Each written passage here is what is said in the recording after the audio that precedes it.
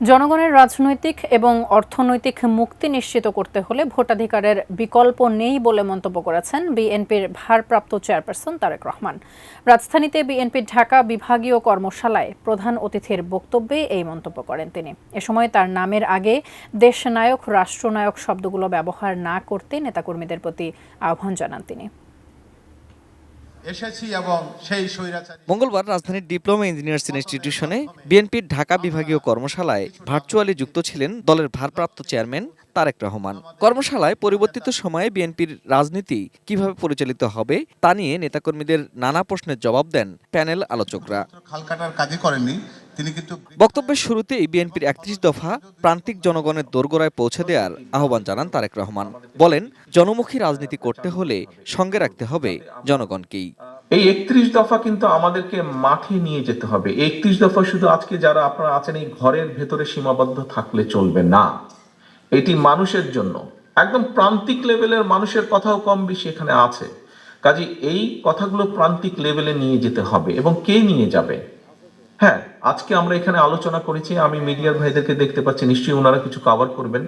ওনারা ওনাদের মতন করে জানাবেন যে আমরা কি আলোচনা করেছি, কি উপস্থাপন করেছি, কিন্তু দায়িত্বটা তো আপনাদের প্রত্যেকের।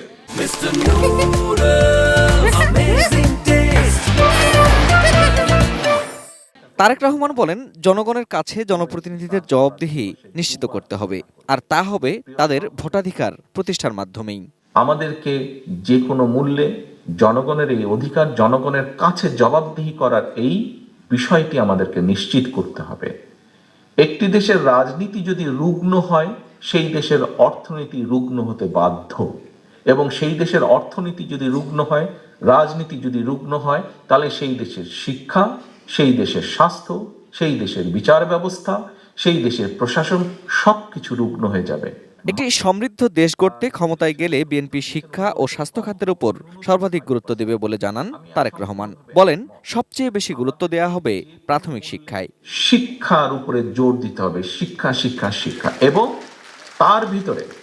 তার ভিতরে আমি মনে করি প্রাইমারি শিক্ষার উপরে আমাদেরকে সবচাইতে বেশি জোর দিতে হবে। বক্তব্যের শেষে নামের আগে দেশনায়ক, রাষ্ট্রনায়ক এরকম শব্দগুলো ব্যবহার না করতে নেতাকর্মীদের আহ্বান জানান বিএনপির ভারপ্রাপ্ত চেয়ারম্যান তারেক রহমান। আমার নামের সাথে আজকের পর থেকে কেউ দেশনায়ক, রাষ্ট্রনায়ক কথাটি ব্যবহার করবেন না। Ferdous Rahman, ATN news, Dhaka.